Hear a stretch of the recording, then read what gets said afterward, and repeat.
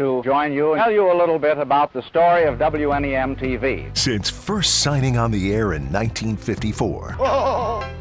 This is News 5. News 5, Mid-Michigan's news leader. WNEM TV5 has a rich tradition of being the station you turn to in mid-Michigan. This is our debris signature right here. Absolutely. With a weather team you've always trusted. Water this high, this fast. Load everybody on the bus and take them to the churches. Covering the stories impacting mid-Michigan. There will be hockey in Saginaw again. Keeping you informed when you need it most. Welcome to TV5's special town hall meeting on the Flint water crisis. Working with you to better our community. To try and help find a cure.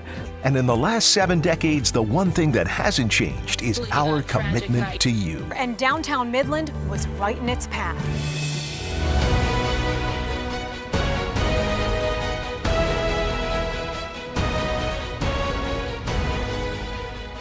Hello and welcome back to WNEM TV5's Thank You for 70 Years. I'm Elise Ramey, evening news anchor, and I am excited to host this continuing celebration of WNEM's rich history. We're now going to take a look back to the vibrant decade that was the 80s. Many of you will recognize some familiar faces from our legendary on-air talent, as well as memorable moments that shaped the decade here in mid-Michigan. Without further ado, join me in celebrating TV5 as it was in the exciting times of the 1980s.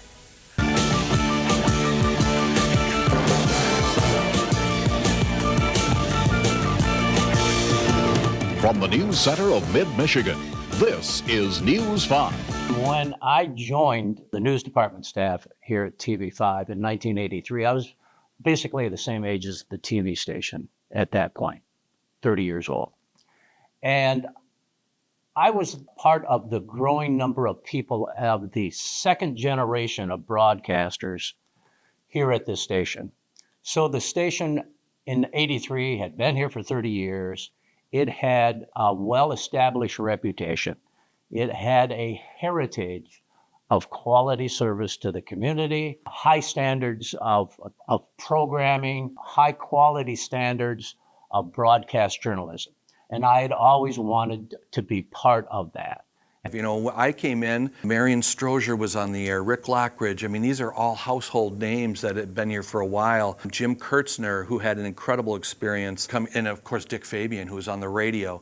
I saw them, and as they went into anchoring, and the encouragement of them, and especially staff members. I would have never gone to the anchor chair, you know, as a temporary anchor if they hadn't encouraged me, because I didn't think I was capable of doing that. I remember my first story in Saginaw, because it was the great flood of '86, and I was wading through, you know, water up to my chest, holding gear. You know, we didn't have camcorders back then, so I had a BVU 110 that I had over my head, and a big camera, and a battery belt that I had to hoist over my shoulders because I was literally in the Saginaw River and all the other nonsense that was washed into it at that time. So that was my baptism into news journalism here, one of the biggest stories to ever hit, and it just seemed to grow from there. Technology rapidly improved during the time that I was here. We computerized the newsroom. The TV station management entrusted me to buy the news department its first computer. In 1984, the news department had no computers. So that gives you an idea of the technology that existed then. The technology was going to electronics, so we didn't have camcorders yet. In fact, I had the first TV5 camcorder. I was assigned to it, so that evolution was coming. But in the beginning, it was super heavy. It was stuff that had a limited charge. You had to carry batteries, and that was all part of the camel work that you did. And we helped those reporters to get the story. So that was a badge of honor to carry that equipment. But I was thrilled when it got lighter. We always used to say we're moving furniture. Well, and the thing that we have today is talking with many of our photographers who worked during that particular time. They still feel it in their knees, and I mean, it was 85 pounds, if I'm correct. Shoulders, rotator. Yeah. We didn't allow the lack of technology to hinder us.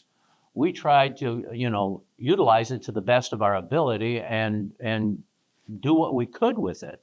We took an entire news program on the road, which was a market changing first for a TV station to take an entire 6 o'clock newscast, and we developed what was called Our Town. I loved Our Town. Our Town was exactly what TV5 could do to compete. I mean, when we came here, we were the leader in the ratings, and I say that very happily coming from Channel 12, which I thought were the polished team, but this was the family team, and Our Town fit so perfectly with that.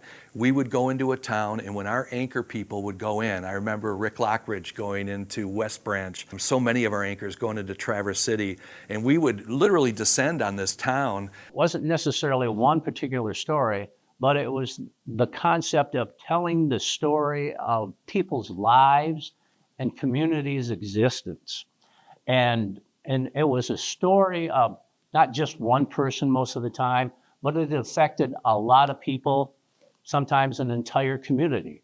And that's, I think, part of the reason why TV5 had been brought into the homes and endeared by many, because many people felt that this TV station reflected their values and their standards. I hope you'll take the time to care and walk with us so that babies born in mid-Michigan can have a healthier chance at life.